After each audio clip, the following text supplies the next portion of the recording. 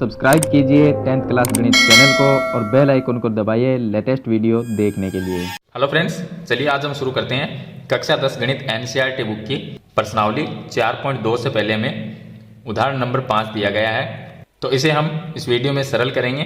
पीछे वाली वीडियो मैंने आपको उदाहरण नंबर 4 तक बता दिए हैं। अगर वो वीडियो आपको देखनी है तो इस वीडियो के डिस्क्रिप्शन में आपको चैप्टर नंबर 4 का प्लेलिस्ट लिंक मिलेगा, जहां से आप चैप्टर नंबर 4 की सभी वीडियो देख सकते हैं। तो चलिए हम शुरू करते हैं उदाहरण नंबर 5।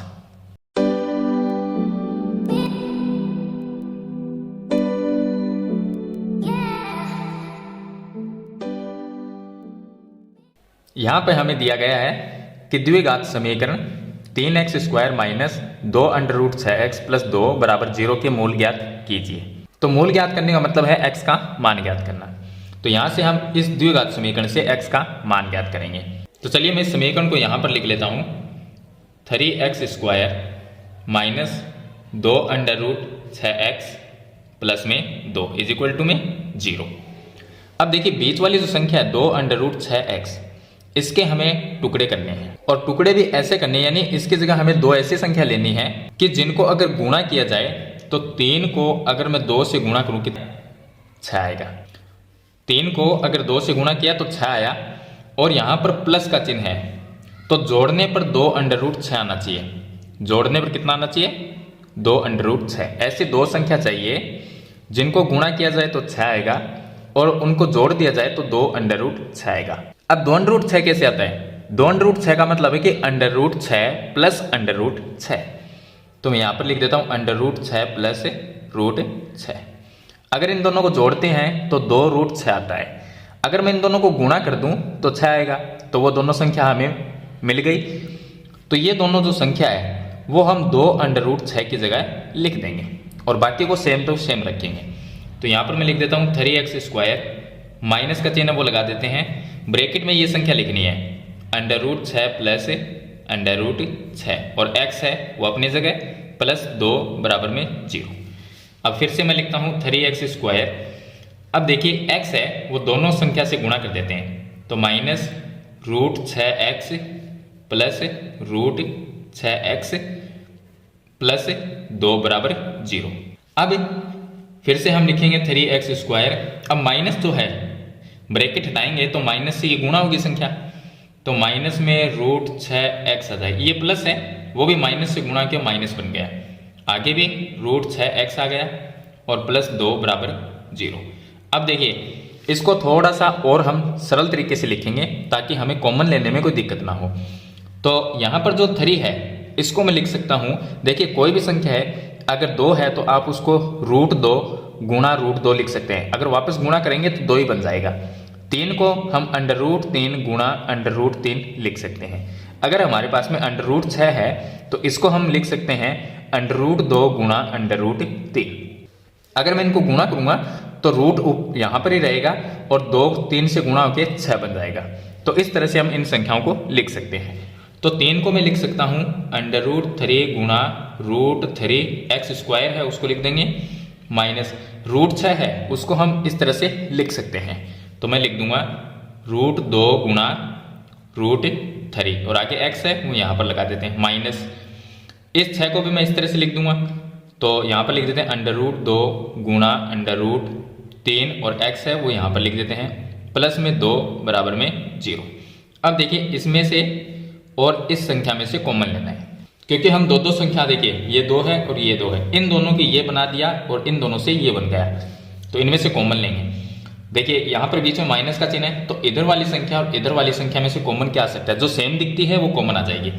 तो अंडर रूट 3 इधर भी है और अंडर रूट 3 इधर भी है, x यहाँ पर भी है और x यहाँ पर भी है, तो अंडर रूट 3 कॉमन आ जाएगा और x कॉमन आ जाएगा। तो यहाँ से रूट 3 निकल गया तो एक तो रह गया, तो मैं लिख देता हूँ रूट 3 x² है तो x बाहर आ गया कॉमन तो x रह गया, माइनस रूट 3 को बाहर ले लिया तो अंडर रूट 2 रह गया और x रह गया, तो रूट 2 और x।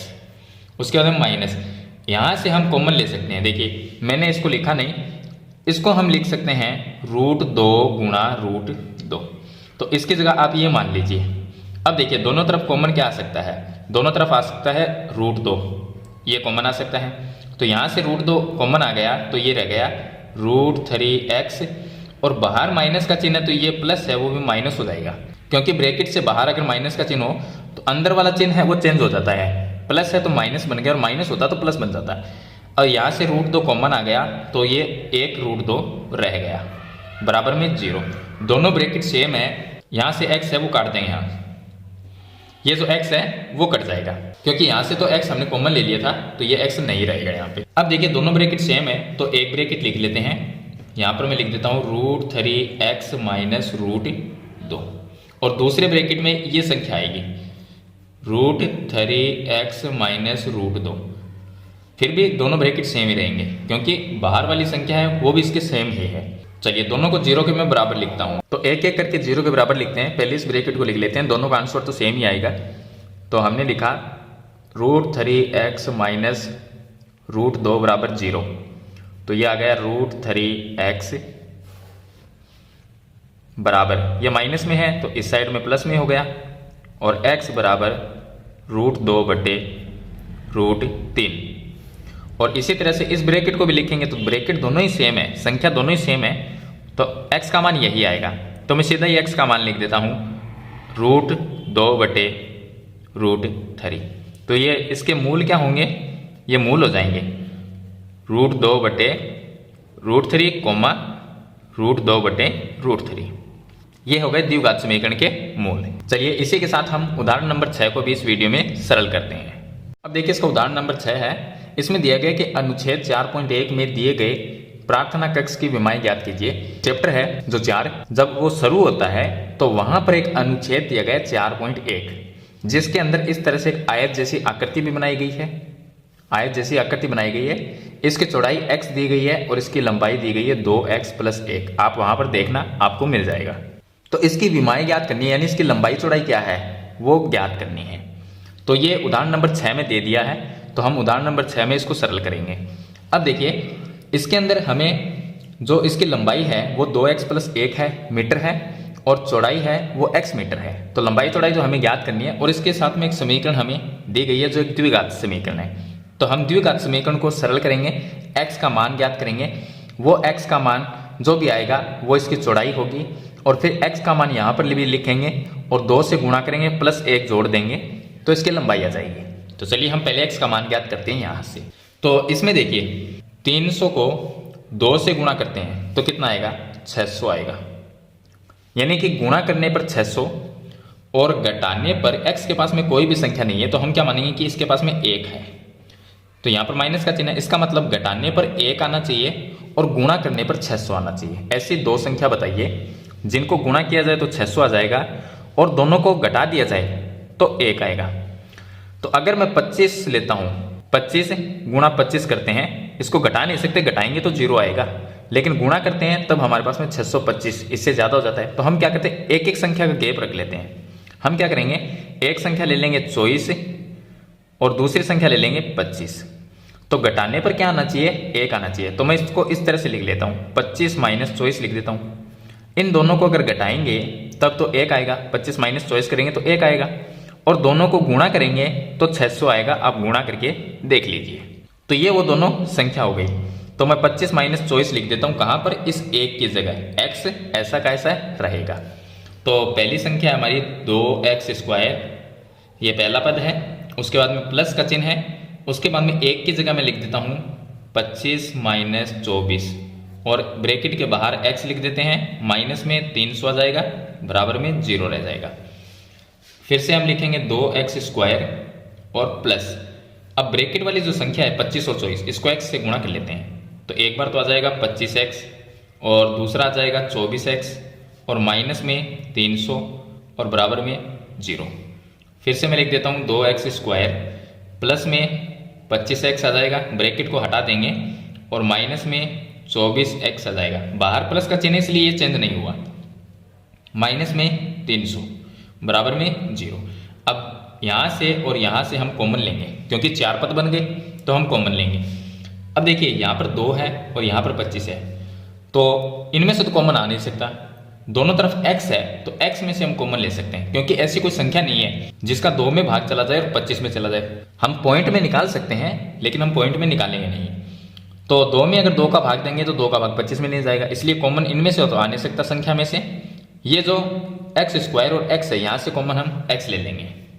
अब एक्स कॉमन आ गया तो यहाँ पर ये 2 भी रह गया, और एक्स स्क्वायर में से एक्स कॉमन आ गया तो एक्स रह गया, प्लस यहाँ से एक्स कॉमन आ गया तो 25 रह गया, और माइनस इन दोनों में से देखिए चॉइस अगर कॉमन ले लेंगे तो चॉइस का भाग चॉइस में तो चला जाएगा लेकिन 300 में नहीं जाएगा, इसलिए हम कॉमन लेंगे यहाँ पर 12 का भाग चॉइस में जाता है 2 बार, और x है वो अपनी जगह है। फिर ये चिन्ह है वो प्लस का हो जाएगा, क्यों? क्योंकि बाहर माइनस का चिन्ह है। अब ये 300 में 12 का भाग देंगे तो 25 बार चला जाएगा, और बराबर में 0। अब देखिए दोनों ब्रैकेट सेम है तो मैं एक ब्रैकेट लिख लेता हूँ 2x प्लस 25, और दूसरा ब्रैकेट x माइनस 12, और बराबर में 0। अब दोनों को एक एक बार करके 0 के बराबर लिखेंगे। तो पहले इस ब्रैकेट को मैं 0 के बराबर कर देता हूँ। ये हो गया 2x प्लस 25 बराबर, अगर मैं 0 लिखता हूँ तो ये आ गया 2x बराबर, ये 25 माइनस में 25 हो गया, और x का मान क्या आया? माइनस में 25/2। अगर 2 का मैं भाग भी देता हूँ 25 में तो माइनस में 12.5 आएगा। अब माइनस में ना तो लंबाई होती है और ना ही चौड़ाई होती है। x जो है यहाँ पर चौड़ाई है x, तो चौड़ाई जो होगी या लंबाई या चौड़ाई कोई भी हो वो माइनस में नहीं हो सकती, तो इसको तो हम कैंसिल कर देंगे। फिर हम इस ब्रैकेट को 0 के बराबर करेंगे। तो मैं फिर से लिखता हूँ x माइनस 12 बराबर 0 लिखता हूँ, तो x का मान क्या आएगा? प्लस में 12। तो x का मान ये जो प्लस 12 है यानी कि 12 है वो इसकी चौड़ाई हो जाएगी। तो मैं यहाँ पर लिख देता हूँ इसकी जो चौड़ाई है वो आ जाएगी 12, और इसकी जो लंबाई है वो क्या है? 2x प्लस 1 है। तो मैं 2 की जगह 2 लिखा, x का मान क्या लिखूंगा? 12 और प्लस 1। तो 12 को 2 से गुणा किया, 24 प्लस 1। अब 24 में 1 को जोड़ देंगे तो कितना आ गया? 25 मीटर, और ये भी हो गई मीटर में। तो चौड़ाई इसकी 12 मीटर है और लंबाई इसकी 25 मीटर है, तो ये इसकी विमाएं हो गई। तो ये था उदाहरण नंबर इसका 6, जो कि अनुच्छेद 4.1 में दिया गया है। तो इस वीडियो में मैंने आपको उदाहरण नंबर 5 और 6 दो उदाहरण बताए हैं। वीडियो पसंद आए तो लाइक और शेयर जरूर कर देना। इस चैनल पे नए हैं तो सब्सक्राइब करना, साथ में बेल आइकन का बटन जरूर दबाना। तो आज की वीडियो में इतना ही, मिलते हैं एक नई वीडियो के साथ, तब तक के लिए थैंक यू।